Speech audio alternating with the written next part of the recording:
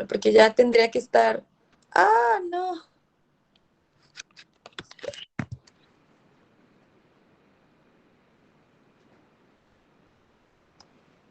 ¿Cómo has estado, Brenda? Cuéntame.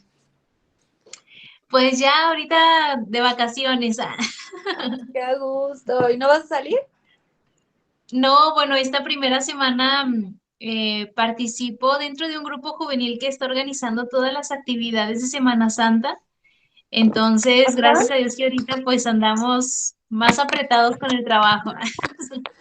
Sí, sí pasa. Yo ando igual. Yo nada más en la empresa me dan lo que es jueves, viernes y sábado, que digo, se agradece mucho, pero no alcanza para descansar. Solo esos 3 días le dan de vacaciones. Solo esos tres, ¿tú crees? Híjole. No, y además como apenas voy entrando, ay, me pasa pues que pues, falta un año para yo tener vacaciones. Entonces, con solamente 3 días, yo la verdad es que no puedo sobrevivir, pero lo vamos a intentar. Bueno, ya 3 días ayudaron. Sí, digo, de aquí a enero, ¿no? O sea, ya de Sí, aquí a enero, de algo han de servir. así es. Porque, ay, no, terrible. A ver, ya lo estoy conectando. Ay, Brenda, qué pena. Oye, ¿en qué nos quedamos la sesión pasada? Nos quedamos viendo, no sé si alcanzamos a ver las etapas de Freud, creo que no, ¿verdad? No, aún no. Terminamos de ver las de Jean Piaget. ¿Ok? Conseguimos ver los niveles, las jerarquías de necesidades de Maslow, Eric Erikson y Jean Piaget. Ah, perfecto. Entonces vamos a ver, ahorita vamos a ver Freud. Eh, Creo que no vimos, bueno, me dijiste que Vygotsky sí, creo que lo vimos muy por encimita, ¿no? Sí, sí, no alcanzamos a profundizar mucho con Vygotsky, pero Ok. Entonces, faltaban Vygotsky y Freud.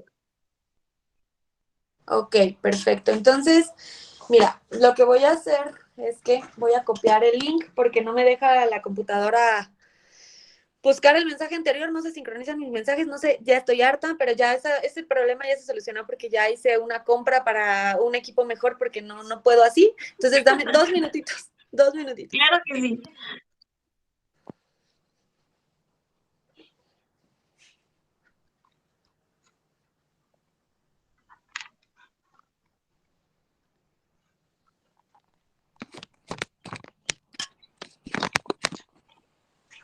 Listo, ya mandé el link.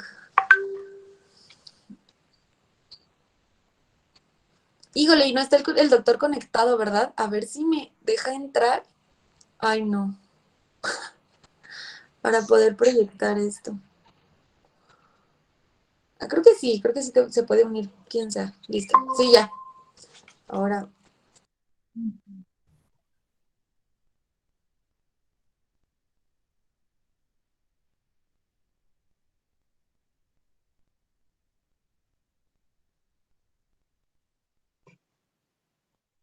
bueno, parece que ya inclusive me veo, la cámara no funcionaba las semanas pasadas, pero creo que esta vez ya funciona. Bueno, muy bien, Brenda. Entonces ahora sí te voy a proyectar la Ya presentación. mejoró. Discúlpame, después de 10 minutos.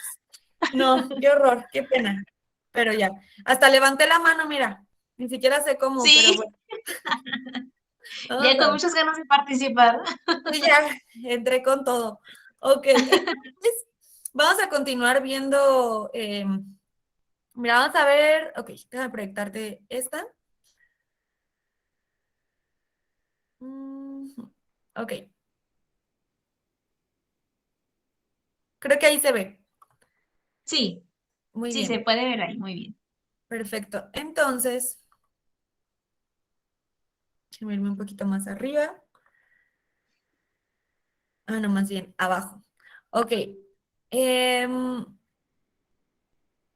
Nos quedamos, me parece, precisamente en el tema de Vygotsky. Sí, Que por aquí lo tengo, déjame buscarlo.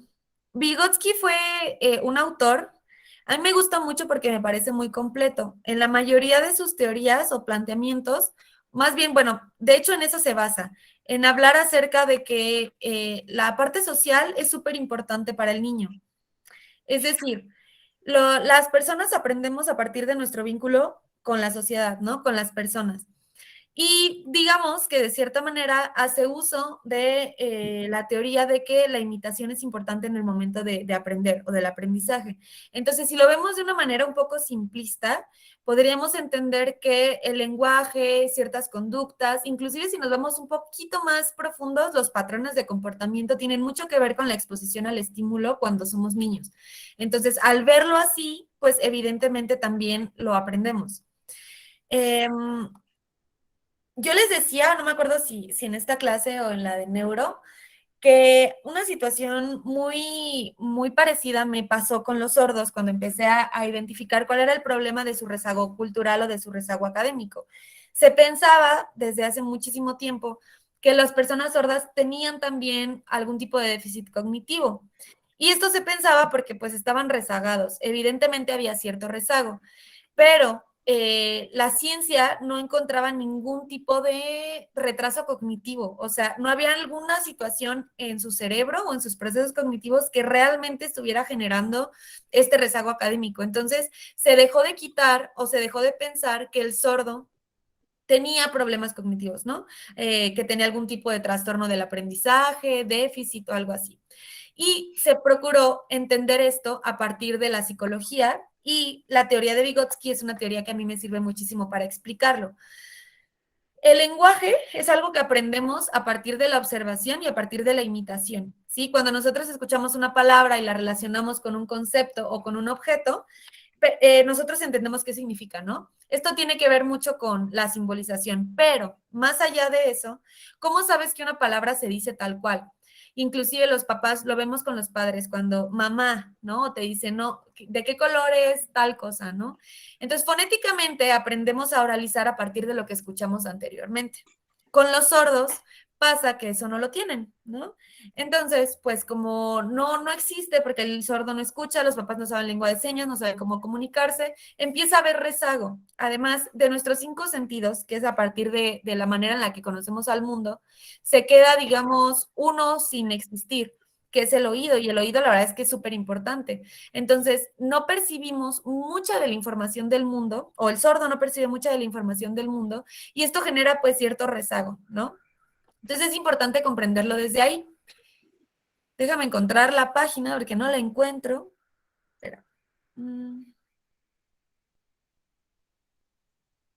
Aquí está. Vimos Maslow, perfecto. Vygotsky, aquí está.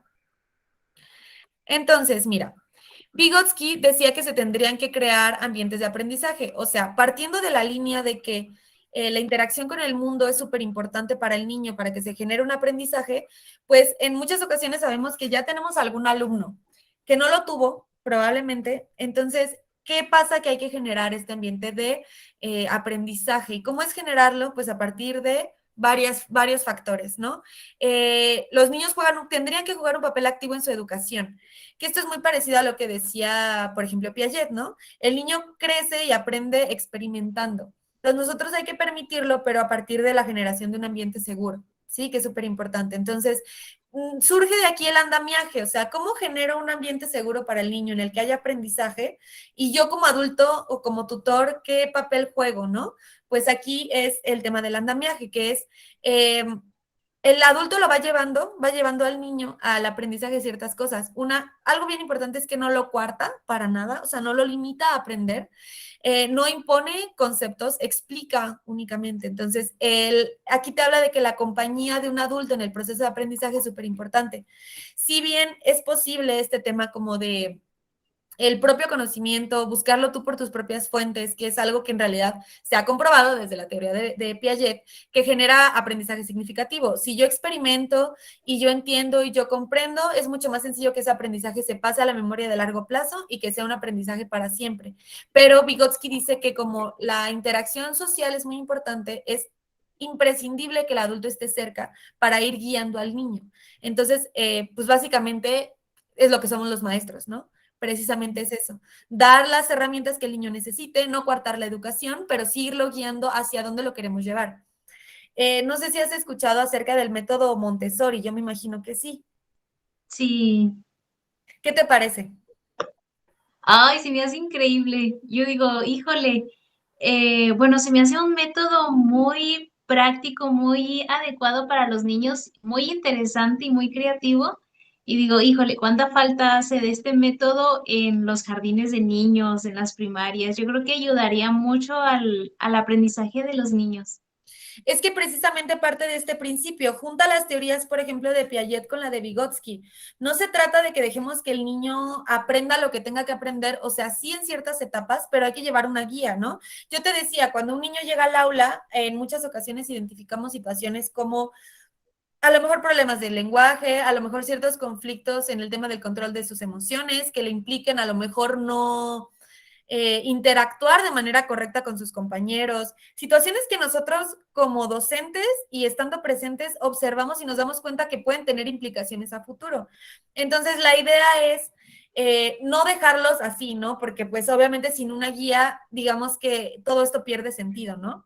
Pero tampoco se trata de llevar absolutamente el método tradicional en el que el niño tiene que aprender exactamente lo que viene en el libro, como viene en el libro y en el tiempo que el libro dicta. Esto al final genera frustración. Mira, mucho se habla y en las teorías que yo ahorita te voy a compartir y las que hemos estado viendo en clases pasadas, de la importancia de los padres en el proceso de aprendizaje de los niños. Casi no se nos responsabiliza como docentes y la razón de eso es porque mmm, la base o la raíz está en casa, desde que el niño crece, porque el niño ya llega al jardín de niños o a la primaria o a la secundaria con ciertos problemas que nosotros identificamos, o sea, ya llegan con ellos, aparte del contexto sociocultural y de todo aquello que ya hemos tocado anteriormente, ¿no? Pero el papel del docente es bien, bien importante por esta parte de poderlo guiar. A lo mejor ya identificamos cuál es el conflicto, bueno, vamos a guiarlo hacia la resolución del mismo. No significa que tenga que ser todo exactamente como lo dicta el libro, porque eso no es una educación inclusiva. Eso es precisamente de lo que se trata este diplomado, ¿no?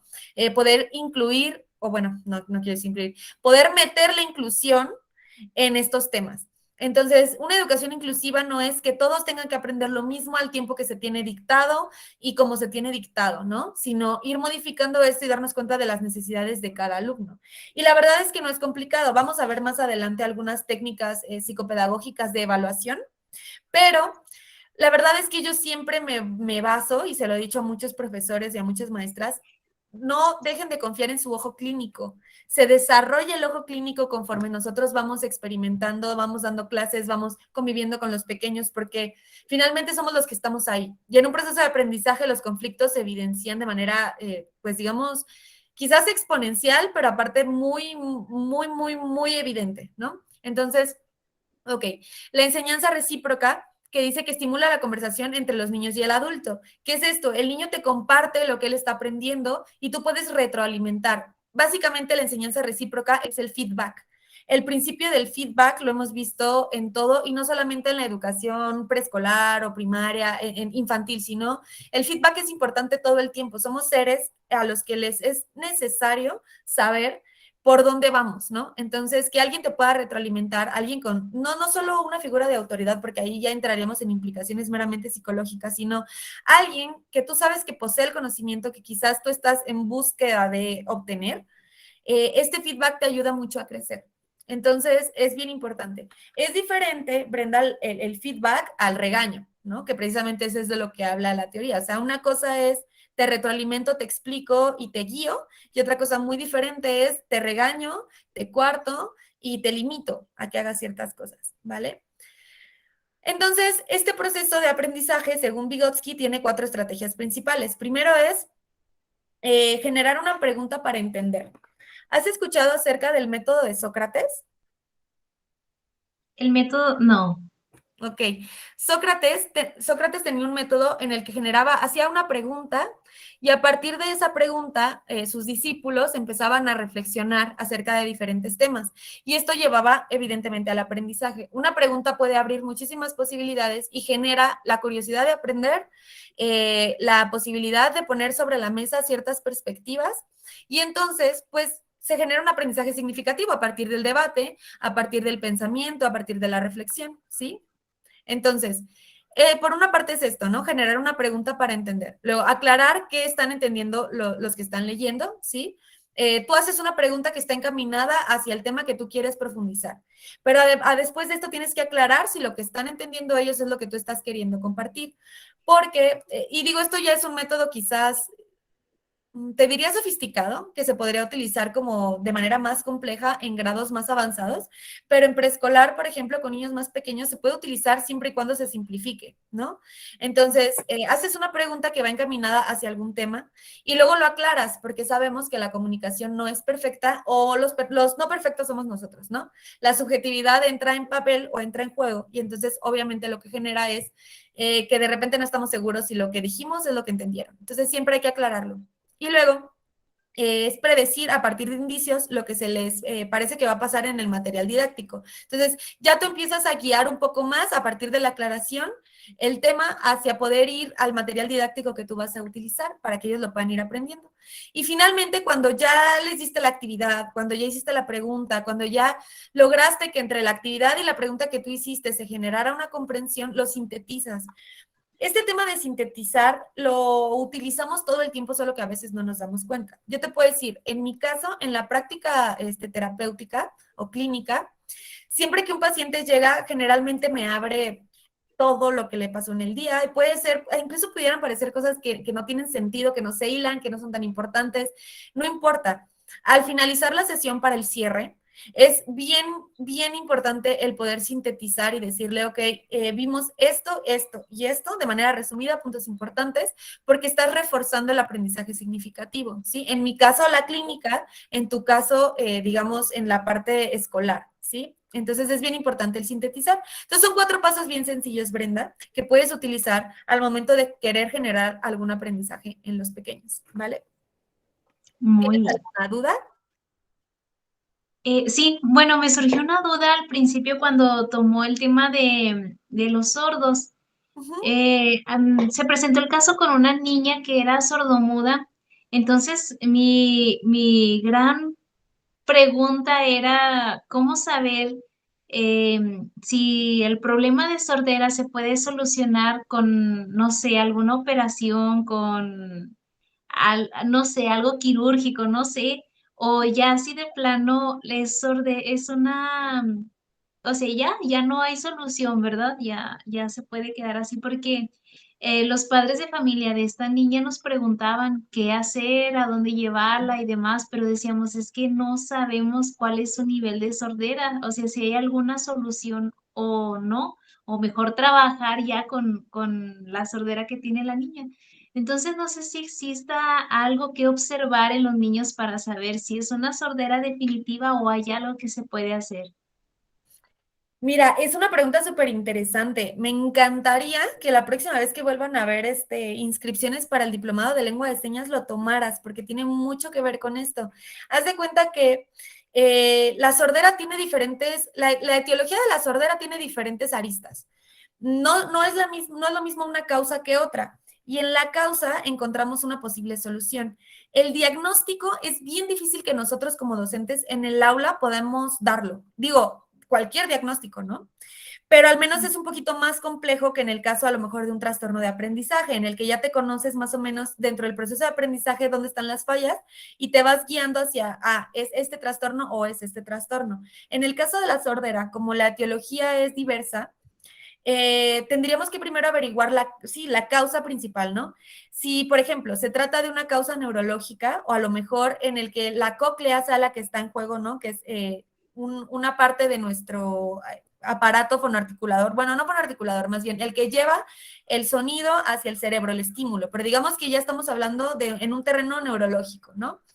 Cuando se trata de esto, cuando es un problema en la cóclea, que eso lo ve un neurólogo después de hacer muchas pruebas, existe lo que se llama implante coclear, no sé si tú lo has escuchado. No, El no lo había implante escuchado. coclear es una cirugía que les hacen a las personas sordas con este tipo de sordera, en el que abren y no te sé explicar perfectamente bien cuál es el procedimiento, pero a grandes rasgos sé que generan a partir de un aparato el impulso eléctrico que se necesita para pasar la información del exterior hacia el cerebro. Entonces, el sordo automáticamente puede escuchar. Casi siempre este tipo de sordera se da por una situación congénita o en el neurodesarrollo, que es cuando el bebé está, bueno, el feto está en la pancita, en el vientre, y entonces algo sucede en este desarrollo que no se da completamente. Ahí hay solución. Yo no recomiendo nunca el implante coclear. Es un tema bien complejo que siempre les digo a mis alumnos en los diplomados de lengua de señas, en mis cursos, porque merma la calidad de vida, el sordo termina por no querer utilizarlo, mil situaciones, pero eso soluciona el problema de la sordera al menos. Cuando hablamos a lo mejor de un tipo de hipoacusia, que son grados de sordera, tendríamos que ver eh, si es en los dos oídos y en qué nivel, ¿sí? Cuando no es un tema de cóclea y es un tema únicamente de, a lo mejor ya literalmente una parte del cerebro que está absolutamente dañada, el oído interno está dañado, entonces viendo el grado de sordera podemos ver si los aparatos funcionan o no funcionan. Casi siempre cuando es una sordera media, puedo poner un aparato y puedo aumentar el nivel de sordera, el nivel de audición en un sordo, pero no va a aumentar al grado de que pueda escucharme hablar, casi siempre en una sordera media. Cuando es una sordera bajita, eso sí lo podemos identificar en el aula. Con un aparato el niño ya va a poder escuchar perfectamente bien y lo podemos identificar cuando a lo mejor no acata instrucciones o no las entiende, pero tenemos que ser bien cuidadosos de diferenciar entre un problema cognitivo o de lenguaje, por ejemplo, una afasia en Wernicke, que es la comprensión del lenguaje, o una sordera. Entonces ya no es nada más las instrucciones, sino el hablarle, ciertos estímulos como golpear la mesa que ves que el niño no reacciona. Ese tipo de cosas probablemente sí las podamos ver en aula. Y sí pudiera funcionar un aparato, pero es todo un estudio, un análisis que tendría que hacer el médico en conjunto el neurólogo con el médico del oído, ¿no? Entonces, esa parte, pues sí, depende muchísimo de muchos factores, causas, grados. Uh-huh. Muy bien, muchas gracias. De nada, Brenda. Ok, entonces, vamos a ver. Ok, un punto importante es que la teoría sociocultural del desarrollo, según Vygotsky, se centra en las conexiones, lo que yo te decía, entre personas y cultura que interactúan, ¿sí? La cultura que rodea a los niños y la interacción social produce cambios continuos paso a paso en su aprendizaje y su conducta, que básicamente es eso, el poder observar algo, interiorizarlo y replicarlo. Y el replicar constantemente algo, lo que va a generar es un aprendizaje significativo. Y nos vamos a la teoría de Piaget. Me encantan estas teorías porque no tenemos que casarnos con ninguna. Todas nos funcionan, todas son útiles y podemos utilizarlas todas en los momentos que van siendo necesarios, ¿de acuerdo? Entonces, ok, vamos a ver la de Freud, porque me parece súper importante. Digo, apenas si la mencionan, a lo mejor por psicóloga, Brenda, a lo mejor por psicóloga yo quiero verla a fuerzas, pero casi no la encontré en presentaciones. Entonces te la voy a presentar aparte. ¿Tienes más o menos un contexto acerca de Freud? ¿Quién fue su aportación hacia todo esto? De Freud, no, la verdad. Recuerdo un jardín de niños donde practiqué que era Sigmund Freud, pero su obra, su teoría, no, no la conozco mucho. Muy bien. Mira, Sigmund Freud fue un psicoanalista, bueno, al menos fue el fundador del psicoanálisis. Me parece que él era psiquiatra, doctor o neurólogo. El caso es que él lo que empieza a observar es que existían como algunos conflictos en el grueso de la población. Él se enfocó en la población femenina. Se le llamó histeria en esos tiempos. La histeria básicamente era tener pacientes o mujeres que llegaban a la clínica porque padecían algunos problemas fisiológicos que parecían no tener explicación fisiológica.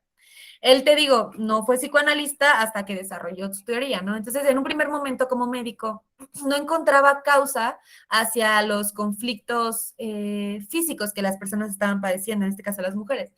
Un ejemplo, ceguera, sordera, parálisis, ¿no?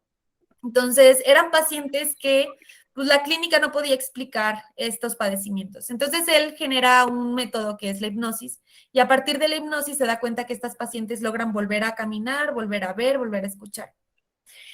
Y la manera en la que él lo describe o lo explica es a partir de su teoría psicoanalítica, que es en donde surge el psicoanálisis, que es que hay algún tipo de energía sexual que genera estos padecimientos o estas cuestiones.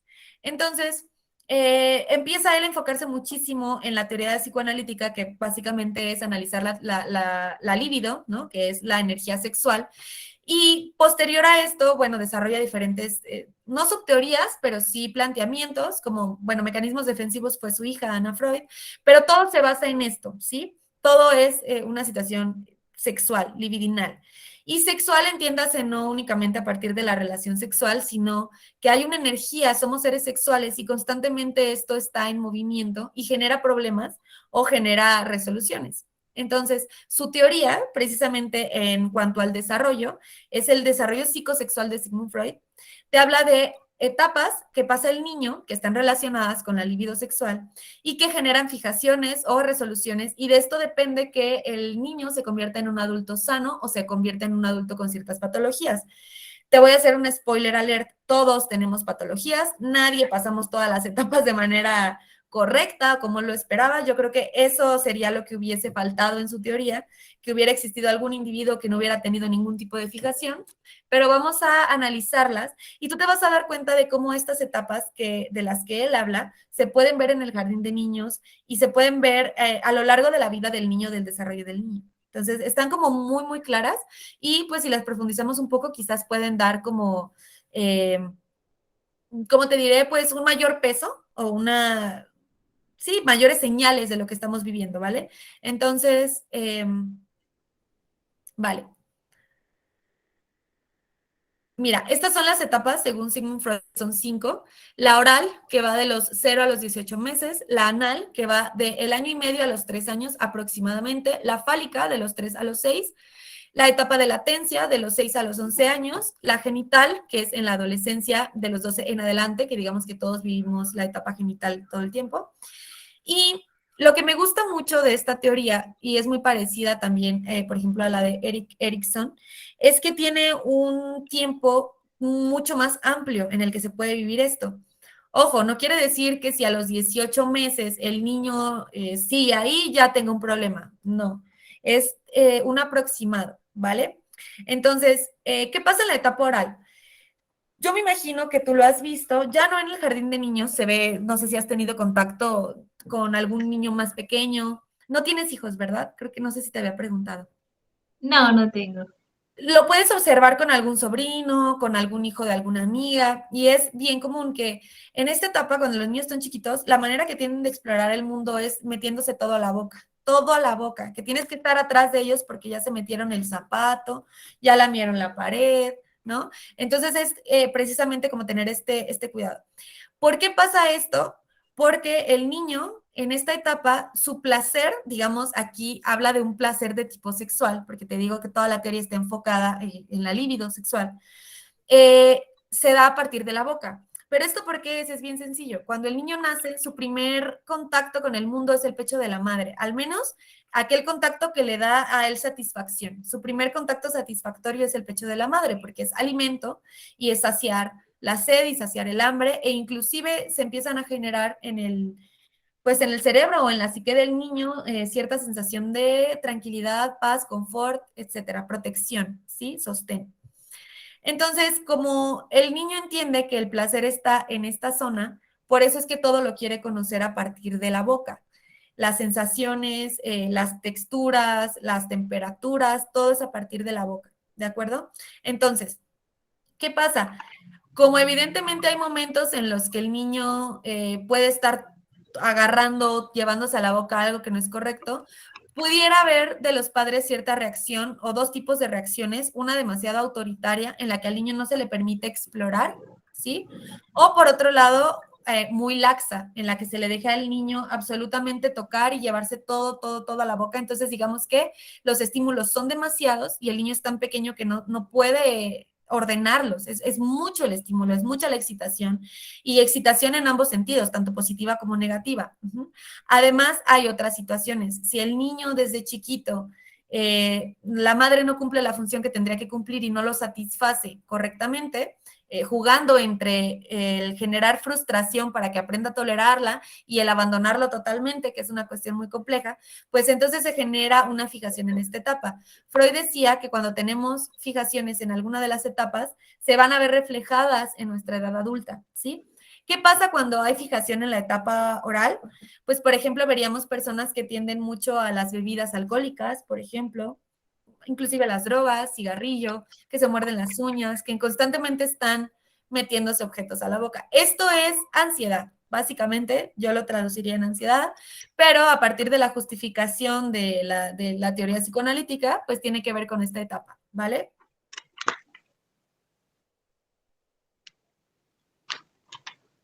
Ok. La etapa anal, que esta yo creo que sí la has alcanzado a observar de manera como mucho más evidente, que es cuando el niño está dejando el pañal, porque se hace inclusive todo un proceso en el que el kinder o los padres empiezan a enseñarle a pasar hacia la nica, le quitan el pañal, entonces ya es el calzoncito y tiene que avisar. Es una etapa muy compleja y muy bonita, yo te diría, yo creo que es de las más importantes, aunque Freud no habla de que una sea más o menos importante, pero en cuestión de independencia, por ejemplo, en esta etapa el niño empieza a sentir que tiene control de él mismo y por ende control del mundo externo, ¿sí? Entonces es bien importante que les demos esta independencia, que estemos atrás cuidando, pero evitar, uno, dejarlo así y dos, avergonzarlo en el momento en el que está dejando el pañal. Si no logra el control de esfínteres, si se hace pipí en la cama, si le gana de la popó, son situaciones totalmente normales que hay que ver como tal, normales. Sí llevarlo, guiarlo, como el andamiaje de Vygotsky, pero no imponer, ni avergonzar, ni criticar. Es súper importante en esta etapa. Entonces, hay dos tipos de fijaciones aquí. Una, porque los padres sean demasiado estrictos, que lo que va a generar es que el niño sea muy aprensivo y no va a querer soltar, porque precisamente te están regañando por haberte hecho popó, por haberte hecho pipí. Entonces se genera un pensamiento en el que el niño ya no quiere soltar, ¿sí? Y en la edad adulta, pues te encuentras personas codas, ¿no? Es parte de lo que se habla, personas muy controladoras con su entorno, que no pueden perder el más mínimo control de absolutamente nada. O por el contrario, por ejemplo, los anales explosivos, que se habla en esta etapa, que es en el momento en el que se les dejó ser muy laxo, entonces son personas que no tienen límites, ¿sí? Que sueltan todo como es, son explosivas, son impulsivas. Entonces, si te fijas, los dos extremos son malos. Parece esto un acertijo, yo no tengo hijos, pero a partir de que soy psicóloga, creo que no sé si quiero tenerlos. Se complica absolutamente todo porque todo es bueno, todo es malo y cómo me voy al medio, ¿no? Pero bueno, entonces, es esto, de esto habla la fijación o la etapa anal, ¿sí? La etapa fálica. En esta etapa, de los 3 a los 6 años, pasa algo bien curioso y aquí los niños ya justo van entrando, bueno, están en el kinder o van entrando ya a la primaria. Se genera una curiosidad del por qué yo tengo pene y tú no, y el por qué tú tienes pene y yo no. Entonces, es muy común, fíjate Brenda, que nos encontremos en esta etapa con que de repente dos niños están solitos por alguna razón, yo me descuidé, regreso y se bajaron los dos los calzoncitos y se están viendo. ¿Qué es algo muy común o qué reacción es muy común? Satanizarlo. No, no, pero ¿qué estás haciendo? Eso no se hace, eso no se hace, no tienes que enseñarle a nadie, ta, ta, ta, ta, ta, ta, ta. Lo que vamos a generar es avergonzar al niño, porque lo único que está queriendo hacer es ver. Yo no tengo, tú sí tienes, ¿por qué? Cuando son niños hermanitos que a lo mejor no se llevan tanto de diferencia, esto se simplifica mucho, porque a veces los padres los meten a bañar juntos y entonces ya es un contacto seguro, es el hermano, no hay problema, es mucho más cómodo a que si fuera en el jardín de niños, pero es algo que puede pasar. Hay que diferenciarlo mucho de los signos de abuso sexual, porque un signo de abuso sexual ya tiene que ver específicamente con tocamientos, ¿sí? Con ciertas conductas ya que son distintas, ¿no? Notas ansiedad, notas vergüenza, etcétera, etcétera. Pero cuando nada más los observas viéndose, preguntándose, a lo mejor medio tocándose, es algo normal. Tienes que llevarlos, y esto es padre, esto es este trabajo de los padres de familia, llevar al niño hacia, o a la niña, nadie te puede tocar, nadie te puede ver, no, cualquier cosa que tengan que secreto me lo dices a mí, para evitar esto y poderlo diferenciar de una etapa normal, ¿vale? Pero en la etapa fálica se da esto. Entonces, Cuando el niño descubre que él tiene pene, por ejemplo, y que la mamá no, se genera un pensamiento que es, y es un pensamiento inconsciente, ¿eh? No creas que es que el niño te lo va a decir, es un pensamiento inconsciente. ¿Qué hizo mi mamá mal para que le cortaran su pene? Entonces se genera la angustia de castración en el niño. No sé si alguna vez la habías escuchado, pero la angustia de castración tiene que ver precisamente con eso. Tengo un pene, tu mamá no tienes un pene. ¿Qué hiciste tú para que te quitaran tu pene? ¿Qué tengo que hacer yo para que me lo dejes ahí? ¿No? Entonces, esto genera mucha angustia y aparte se suma con el complejo edípico. El complejo edípico es cuando el niño descubre que él tiene genitales, que él tiene pene, que el pene se complementa de cierta manera con la vagina y entonces genera amor aparte hacia la madre, pero es un amor, digamos, sexual desde el punto de vista freudiano. No me gusta mucho hacerlo así porque generalmente se puede malentender la teoría. Y entonces el niño desarrolla cierta envidia hacia el padre o competencia. Entonces aquí el papel del padre es bien importante porque básicamente y literalmente y muy vulgarmente lo que sería o como se podría traducir es, esta es mi mujer, tú con tu pene más adelante vas a irte a buscar una. Entonces se genera esta como ruptura en la que tendría que haber como el respeto hacia el padre, etcétera, etcétera, etcétera. Y entonces el niño lo pasa de manera saludable. ¿Qué pasa con la niña? La niña dicen, digo, mira, si me preguntas a mí, la teoría freudiana en la actualidad está falta de contexto, porque hay muchas cosas que pudieran parecer machistas, porque sí, el contexto en ese momento, en 1800, no es el mismo que ahorita tenemos en el 2020. Entonces, se dice que la niña desarrollaba una envidia de pene, ¿no? Yo porque no tengo y tú porque sí tienes. Entonces, es un motor que iba a mover a la niña toda la vida para buscar su propio pene, ¿no? Su completitud. Entonces, digo, suena bastante machista, suena bastante anticuado, pero bueno, eso es lo que maneja la teoría. Pero la niña lo que genera también es pues un enamoramiento con el padre, buscar que sea ese el pene que la completa, y entonces desplazar a la madre. Y es el complejo también edípico, pero después le denominaron complejo de Electra. Entonces, en esta etapa tú ves a los niños como que, por ejemplo, al niño lo ves súper pegado con la mamá y a lo mejor llega a la escuela y no se quiere separar de la mamá y todo el tiempo es mamá y mamá y mamá y en el padre puedes notar cierto rechazo. ¿Por qué te lo comento, Brenda? Porque puede ser que lleguen a clase o al consultorio o a no sé, a hablar contigo y decirte que están teniendo problemas familiares porque el niño no acata las órdenes de papá, pero de mamá sí, está generando muchísima dependencia hacia mamá, pero a papá no lo hace caso, el papá se puede enojar, puede generar cierta frustración que desemboque en conductas que no son correctas. Entonces, tú tener este conocimiento, pues lo puedes explicar. No, lo que está pasando es una etapa normal del desarrollo. El niño está prensado de la madre, es totalmente normal. Conforme el tiempo pase, pues habrá una separación, se generará una admiración hacia la figura paterna y esto pasará, pero no puedes, tienes que poner límites como papá, pero tampoco regañar ni tampoco excluir, ¿no? Entonces, esto por eso es importante que lo sepamos o que lo revisemos, ¿vale? Y ahí lo recomendable, por ejemplo, para el papá sería intentar pasar más tiempo con el niño o recomendarle algo así o mejor dejarlo que continúe con ese apego hacia su mamá. No, es bien importante que el padre ponga un límite. Por ejemplo, es muy común que en esta etapa el niño quiera dormir con mamá. Y entonces el papá tendría que no permitirlo.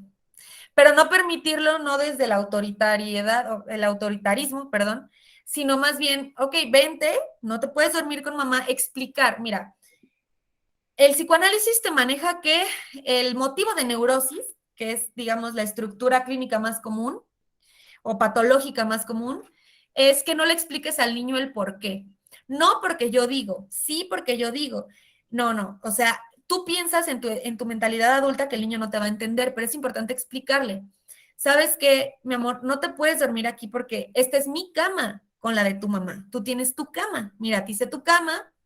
Aquí están unos cuentos, nos sentamos, te los leo, hasta que te quedas. Yo me quedo hasta que te quedes dormida. ¿Quieres que esté también mamá? Estamos, pero estamos los tres. Entonces generas romper ese vínculo porque a veces las mamás en esta etapa no lo entienden. Entonces luego se generan conflictos maritales entre ambos, porque es que no lo quiere dejar en mi cama a dormir, es que no tiene por qué, es su cama. Y hasta las mamás te pueden llegar a decir, es que yo desde que nació el niño veo que el papá está muy celoso y me la hace de tos todo el tiempo, pues sí, tiene razón de estar celoso. La cosa es de que ya son dos niños y la mamá. Entonces es explicarle a todo el sistema familiar qué es lo que está sucediendo. Entonces el papá tiene que poner un límite, tiene que dejarle claro al niño que esa mujer es suya, de cierta manera, ¿no? Que él tiene su espacio como hijo, no como pareja, no puede dormir en su cama, no puede estar todo el tiempo prensado, porque no es así, tiene que buscar su independencia. Entonces el papá funge aquí el rol de límites. Entonces, esa sería yo la recomendación que daría. Sabes que no lo dejes, tampoco lo regañes, simplemente dale una explicación coherente del por qué no puede estar todo el tiempo ahí y acompáñalo, está presente y eso le va a ayudar a él. ¿Sí? Muy bien. Brenda, voy a hacer pipí, voy al baño, dame 2 segundos, no me tardo nada. Nunca me pasa, Bien. pero hoy sí. Entonces, dame 2 Claro segundos. que sí. Muy bien, aquí espero.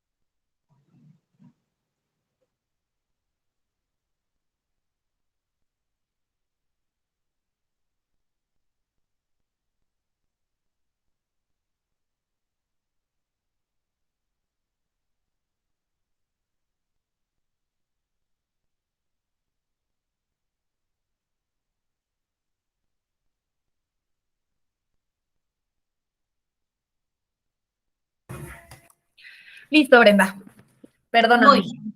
No, no se preocupe. Ok. Entonces, bueno, no sé si quedó clara esta etapa. Sí, muy bien, quedó claro. Perfecto. Y bueno, la etapa de latencia. En esta etapa no hay zona erógena. Digamos, si lo viste, en la oral es la boca, en la anal pues es literalmente el ano, la expulsión o la retención de la pipí, de la popó, bueno, los esfínteres, digamos. Y en la etapa de latencia no hay zona erógena. Entonces es cuando el niño entra en esta etapa de la primaria, en la que toda su energía libidinal o su energía sexual está enfocada en logro, reconocimiento, amigos, sociabilizar, ¿sale? En este momento se vuelve así. Entonces, es bien importante que tengamos a los niños activos aquí. Por eso la educación física, llevarlo a deportes, etcétera, etcétera, etcétera, es importante para que puedan desfogar, para que puedan canalizar adecuadamente esta energía. ¿Qué pasa? Cuando esta energía se encierra, no sé, en padres que no tienen tiempo, que no llevan a los niños a hacer deportes, que quizás en la escuela no hay, ¿no? O al niño pues, como que medio no le gusta, no ha encontrado qué onda, cómo desfogarse. Entonces, permanecen reprimidos esos impulsos sexuales porque no hubieron otras actividades en las que los pudieran sacar. Y digamos que este problema se arrastra a la etapa siguiente, que es la etapa genital. En la etapa genital, eh, es en la adolescencia, ¿no? De los 12 años en adelante, que digamos que es cuando vuelven a reencontrarse después de 6 años con una parte meramente o literalmente sexual. Aquí es cuando empezamos a ver masturbación, relaciones sexuales. Es un descubrimiento ya más propio de lo que es la sexualidad activa.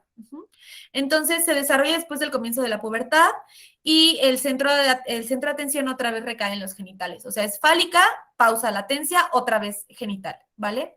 Entonces, así es como sucede. ¿Qué pasa? Que si se vienen arrastrando fijaciones de fases anteriores, entonces podemos encontrar adolescentes muy precoces o muy reprimidos Ujú. O con ciertos comportamientos sexuales que no son correctos, que nos damos cuenta que no son correctos.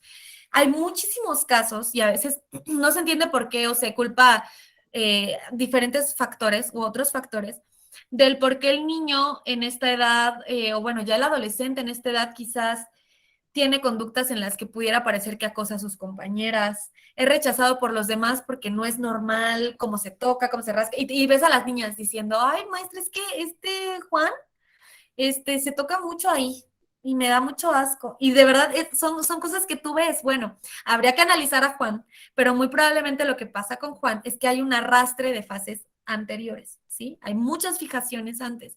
Entonces, obviamente, si queremos adultos sexualmente sanos, pues esperaríamos que estas fijaciones no se den de esta forma. Uh-huh. Todos tenemos ciertas fijaciones, pero también yo creo que van por grados. Eso no lo dijo Freud, lo digo yo, pero estoy segura de que van por grados. Ok, muy bien. Entonces, ahora vamos a ver, eh, vamos a continuar con lo que con la presentación anterior. Bueno, no sé, ¿tú tienes alguna duda, Brenda? Maestro, y cuando se van arrastrando todas estas fijaciones, eh, pues cómo hacerle, ¿no? Para ya, ¿hay alguna manera de decir, pues vamos a trabajar eso para que ya no se sigan arrastrando esas fijaciones? Sí, adultos en terapia, adolescentes en terapia. La única manera después de que ya todo pasó, o sea, digo, esto no afecta mucho en el proceso educativo como tal, en el proceso de aprendizaje, pero sí afecta porque pues a lo mejor el niño ni siquiera se va a integrar con sus compañeros, ni siquiera él está tranquilo, bien, ¿no? Consigo mismo, con su proceso en general. Entonces yo ahí lo que recomiendo siempre es que canalicen. Casi siempre el departamento psicopedagógico, yo no sé por qué, ve esos problemas y pues igual le dice a los papás o le dice a la maestra, oye, es que están las niñas, son unas groseras, están diciendo que Juan se rasca mucho.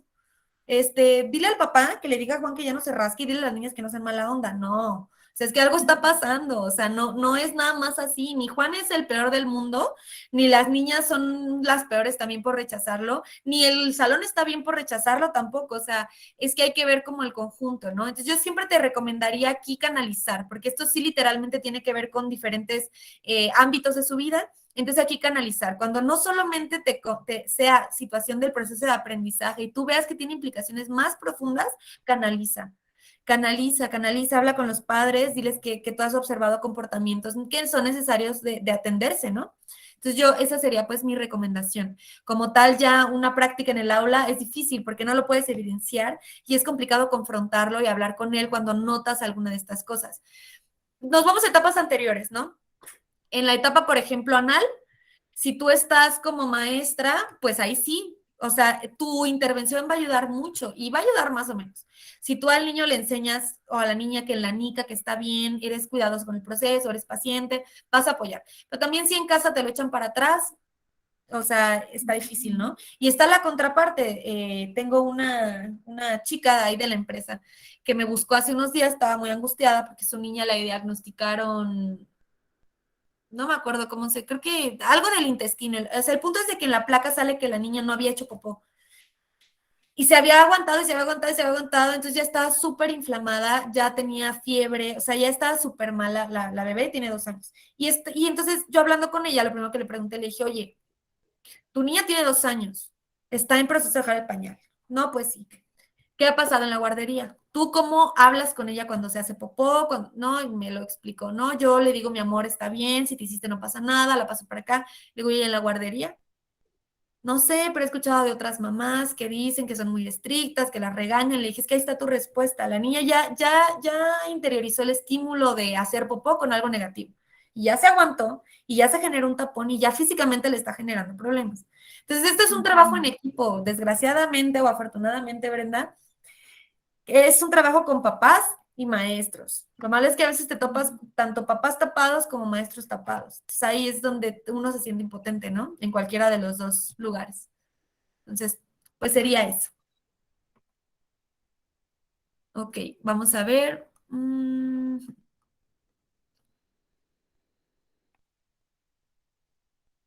Ok, crecimiento y desarrollo infantil, ¿no?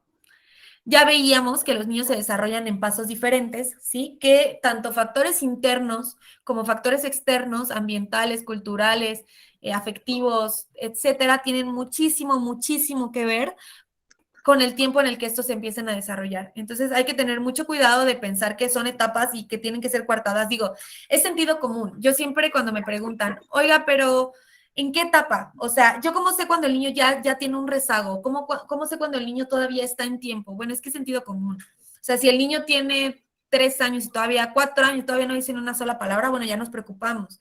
Pero si tiene un año y las maestras o los padres de familia ya están presionando porque el niño no habla y seguramente tiene una tara, pues no, o sea, calma, todo niño va a su tiempo. O sea, nunca hay que generar esta presión, porque generamos frustración, generamos baja autoestima, o sea, vamos a empeorar la cosa, ¿vale? Entonces hay que tener cuidado, pero pues sí hay que acudir al sentido común. Ok. Las 5 influencias del entorno, que ya lo veíamos, la nutrición, los niveles de ejercicio que el niño haga, que básicamente esto tiene que ver con estimulación, rutinas de actividad física, rutinas de aprendizaje y las relaciones que tenga con la familia y con los amigos.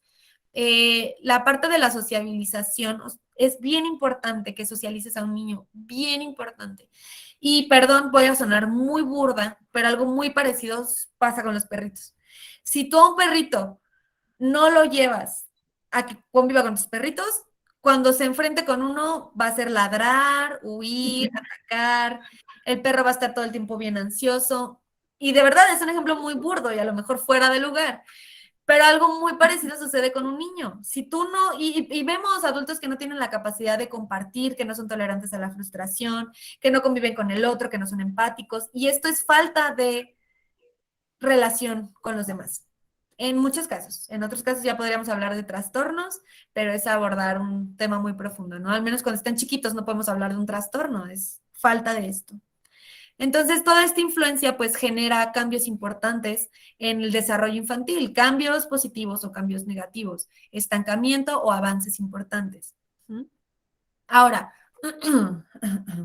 si hablamos de la influencia de factores hereditarios, por ejemplo, se habla acerca del temperamento y la personalidad. Hay muchas teorías que dicen, bueno, al menos científicas sí se habla de que el temperamento sí es algo heredable, ¿no?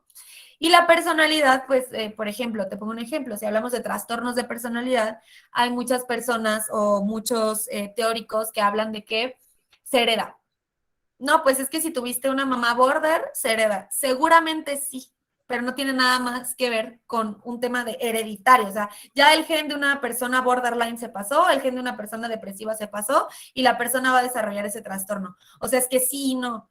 Sí puede haber algún componente hereditario y una predisposición genética a desarrollar ciertos factores, pero es que si el niño está viendo los comportamientos border de la madre y estamos viendo que se aprende a partir de esto, los va a replicar y porque ya los interiorizó. Entonces, no satanicemos ni creamos como verdad absoluta que las cosas simplemente se heredan, pero tampoco los descartemos. En la historia clínica, esto es en psicopedagogía, lo vamos a ver en los elementos de evaluación. Siempre hay que hacer una entrevista clínica, de historia clínica. El niño a los cuántos meses nació, era planeado, no planeado, deseado o no deseado, porque puede ser no planeado, pero sí deseado, o puede ser planeado y finalmente termina por no ser deseado. Se ve eso, se ve si la madre ha tenido algunos problemas emocionales anteriormente, historia de la familia en general, tipo de crianza, y eso nos va a dar, muchísimo. Creo que en algún, no sé si fue con ustedes o en la otra clase, siempre se me olvida, perdón, pero había visto o les había platicado acerca de este niñito que yo tenía en preescolar que no hablaba. Y entonces, ya literalmente ya estaba por pasar a la primaria y el niño no hablaba, o sea, no decía una palabra, no decía manzana, no decía, una vez hizo como, o sea, algo así como anana, y entonces la psicóloga de ese momento no le entendió, yo estaba, el niño como ya estaba en primaria, yo estaba en preescolar, y entonces la psicóloga se puso muy nerviosa, le dijo que si manzana, el niño súper enojado, que porque no había dicho manzana, había dicho mañana, o sea, fue todo un rollo, la mamá se enojó, y al final, bueno, me pasaron a mí al niño porque la mamá ya no quería ver a la psicóloga porque dijo que se había burlado de su hijo. Yo estaba ahí, no había sido ese el caso, pero bueno. El punto es de que haciendo la historia clínica, la mamá había tenido ya un historial violento muy fuerte con parejas anteriores, el papá del niño, etcétera, etcétera. Y entonces, pues, ¿qué sucede? Que el niño empezó a desarrollar ciertas conductas emocionales y la mamá decía que su falta de lenguaje era únicamente porque había tocado un padrastro y un padre y todo el mundo estaba mal menos la señora. Pero sí, yo hice la historia clínica y me di cuenta que la señora, para empezar, no quería tener al niño. Y esto es bien curioso porque fue un embarazo así sorpresivo, pero ella me decía, es que fue el peor embarazo que yo he tenido en mi vida. Y yo, ¿pero por qué? Creo que tenía otros 2 hijos. No sé, desarrollé una reacción alérgica a la misma placenta y entonces todo el embarazo me la pasé teniendo esta reacción alérgica. Tú lo ves, médicamente dices, pues quién sabe, ¿no? Qué condición tan rara, ¿qué habrá pasado? Pero yo como psicóloga lo vi y dije, es que desde el momento 1 que el niño estaba dentro de ti, ya lo estaba rechazando.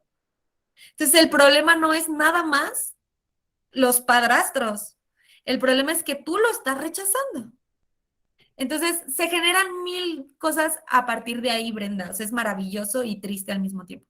Pero no todo es hereditario. Hay muchas cosas que se van forjando, ¿vale? Entonces es bien importante entender esto, porque luego nos vamos con la finta como maestros o como tutores o como psicólogos incluso, de que hay cosas médicas y con lo médico no nos metemos.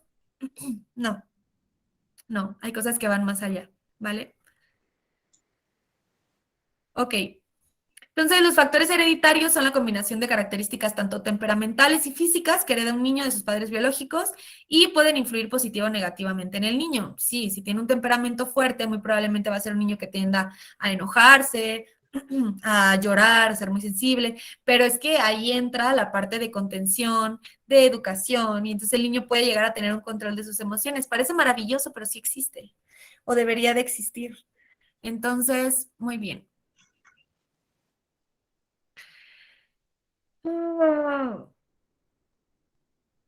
Ok, esto es bien importante y es que es meramente psicológico. Yo no sé si estoy metiendo demasiada psicología en este diplomado, me disculpo de antemano, pero todo es muy interesante desde mi perspectiva. Es que tiene que ver muchísimo, tiene que ir a fuerzas. Sí, sí, de verdad es que yo no, yo estoy segura de que la psicología es una de las piezas claves de todo, pero no estamos listos para esa conversación. Mira, el orden del nacimiento determina cómo el niño se ve a sí mismo. Es que esto es totalmente transgeneracional y sistémico. No es lo mismo el primogénito que el que va después, que el que va al último. O sea, no es igual. Tú puedes tener, y a mí me ha pasado, es que tuve a los 3 hermanos y a los 3 les di clase. O como encargada del departamento de psicopedagógico, a los 3, o sea, a los 3 los atendí y es que uno es un terrón de azúcar, el otro es súper ansioso y el otro es un demonio. Y vienen del mismo lugar. Es que yo no entiendo, ¿no? Y los maestros se lo plantean, inclusive se tienden a las comparaciones absurdas de, es que tu hermana era excelente alumna, tú deberías ir por la misma senda. Bueno, es que, mira, una vez un maestro de psicología me dijo algo que me quedó así, pero grabadísimo, y me dijo, tus padres y los padres de tu hermano no son los mismos padres, aunque sean los mismos. De momento me quedé analizando lo que acabo de decir. Dije, ¿qué? Y luego lo entendí y me volví a quedar como, ¿qué? Es cierto. Nuestros padres, por ejemplo, yo fui primogénita de mi papá, de mi mamá ya tenía otro hijo, ¿no? Yo fui primogénita. O sea, mi papá fue entre sobreprotector, ansioso, celoso, y a mi hermano, que ya era hombre y aparte era el segundo, ya me había tocado a mí toda la joda, ya fue como, te suelto. Pues no hay problema. ¿Quieres 5 novias? Ten 5 novias.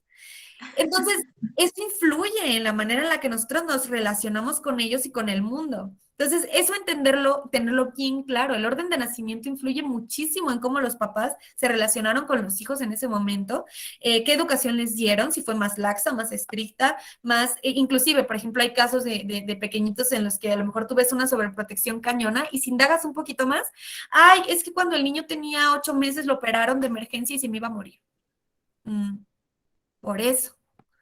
Por eso hay sobreprotección, por eso el niño es inseguro, por eso tiene baja autoestima. Entonces es un mundo bien interesante que si neta escarbamos un poco, encontramos la raíz del por qué están pasando las cosas. Y esa raíz a nosotros nos da armas para continuar educando.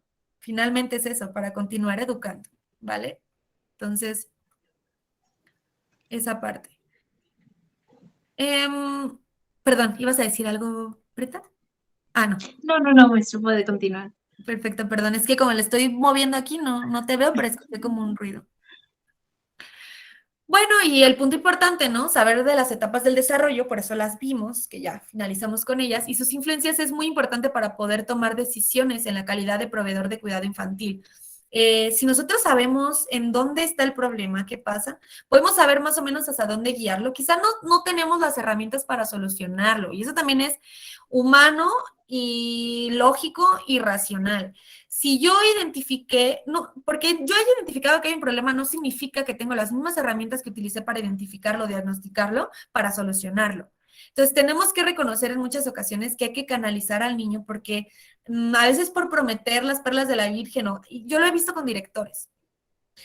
Aquí en mi escuela tengo a los mejores docentes y a las mejores psicólogas. Entonces llega la mamá, es que mi niño no habla, la coordinación está mal, no sé, lo veo como mal, ¿no? No acata instrucciones. Aquí se lo arreglamos. A ver, psicóloga. No, a ver, espérame, sí, ya me di cuenta que el niño está mal y puedo saber de dónde viene, pero yo no tengo las habilidades para arreglarlo. Y si yo tengo que arreglarlo, eso va a generar un conflicto más grande. Entonces, como docentes también canalizar está bien, ¿vale? Vamos a ver más adelante en las siguientes clases. Toda esta herramienta psicopedagógica de cómo evaluar y sobre todo, cómo acercarme con los padres de familia y decirles que su niño necesita ser canalizado a otro lado, porque eso genera un conflicto bien grande. Podemos encontrar que los padres se pongan a la defensiva, que se pongan a llorar, que terminen por decir que tú eres un incompetente, que no supo solucionar lo que el niño tenía, que te quieres deshacer del problema. Entonces, como maestros tenemos que tener este momento Dalai en el que entendemos que esto no es mío, esto es del papá, pero también saber cómo acercarnos y decir las cosas puede generar un resultado diferente. Entonces eso también lo vamos a revisar, ¿sí? Algunas estrategias que yo te voy a compartir para que lo puedas hacer de mejor manera. Ya si no se puede, bueno, pues es que, señora, si su hijo tiene 6 años y no dice una sola palabra, no creo que el problema esté siendo yo, pero igual, tómelo o déjelo, ¿no? Entonces, eso Con es... la actitud nos damos cuenta de que el problema pocas veces es el niño, ¿no? Exacto, exacto, pero ahí está como esta sensibilidad para poderlo decir, ganarte a la señora, hacer que vaya, no sé, es todo un proceso que en el mejor de los casos el departamento psicopedagógico tendrá que hacerse cargo, pero pues pasa en muchas ocasiones que no. Entonces, mira, Brenda, te voy diciendo que vamos a ver la siguiente clase, porque luego a mí se me va el avión y te voy a preguntar, seguramente dentro de 15 días te voy a preguntar, oye, Brenda, ¿en qué nos quedamos y qué vamos a ver? Entonces, para que tú me digas. Vamos Muy a ver bien. un poquito acerca de la maduración del desarrollo y vamos a empezar a entrar a los trastornos del desarrollo y trastornos del aprendizaje, ¿vale? Vamos a ver situaciones que vemos específicamente en el aula y que no son evidentes fuera del aula, como es, por ejemplo, la discalculia o la dislexia. Estos son trastornos que en el ambiente familiar, antes de que el niño ingrese al aula, no se van a notar, no se van a ver porque, pues no, o sea, el niño no convive leyendo, ¿no? Se pueden notar ciertos signos, pero no es tan evidente hasta que el niño está en clase. Vamos a ver otros trastornos que son evidentes desde el inicio, como los trastornos del espectro autista. Y bueno, otro tipo de trastornos de aprendizaje, déficit de atención, hiperactividad. Vamos a ver las características de esos trastornos, cómo los podemos identificar en el aula, qué acciones podemos implementar para que no nos afecte tanto en el proceso de aprendizaje que estamos procurando, en el que estamos procurando meter al niño y, bueno, algunos elementos de inclusión, ¿no? O de estrategia. Entonces, eso es lo que vamos a ver. Creo que ya vimos bastante bien el desarrollo. Vimos el desarrollo no solo de los niños, sino también en el adolescente, ¿no? ¿Cómo influye todo? Todo es una cadenita. Entonces, vamos viendo todo esto. No me meto mucho en trastornos emocionales porque finalmente es, pues, educación especial, pero sí vamos a ver también cómo en el adolescente influye la maraña que trae en su personalidad y cómo podemos abordarlo también, porque esto es parte también de la inclusión. Entonces, en eso nos vamos a enfocar la siguiente clase, Brenda. No sé si tú hasta aquí tengas alguna duda, algún comentario o algo que quieras abordar. Ay, bueno, pues creo que voy a esperar con muchas ansias la próxima clase. Me ha pasado, se me hace muy extraño ahora que amigas, compañeras que tienen a sus hijos, ¿verdad? Y lo me dicen, es que yo no sé, yo siento que mi hijo es hiperactivo. Y yo dije, ¿cómo ahora todos los niños son hiperactivos? Pero pues es travieso por naturaleza, ¿verdad? Pero desde que empezó a surgir el concepto de hiperactividad, que se empezó a dar a conocer, entonces ya todas las mamás decían que pues sus niños eran hiperactivos. Pero Sí. aprender a identificar ese trastorno se me hace muy interesante. Entonces, bueno, lo esperaré para la próxima clase. Y pues bueno, ahora de lo que revisamos, la verdad que es sorprendente cómo todo lo que vivimos desde el vientre de nuestra madre hasta ahorita son como piezas del rompecabezas que se van armando o que nos van construyendo. Lamentablemente, pues si son cosas negativas, van a influir, ¿verdad? En un futuro, al igual que cosas positivas. Entonces, como al principio de la clase lo mencionó maestra, somos guías. Entonces, asumir esa responsabilidad, híjole, no digo que, ¡Qué pues qué tarea difícil! tan grande tenemos. Sí. Sí. Sí, sí.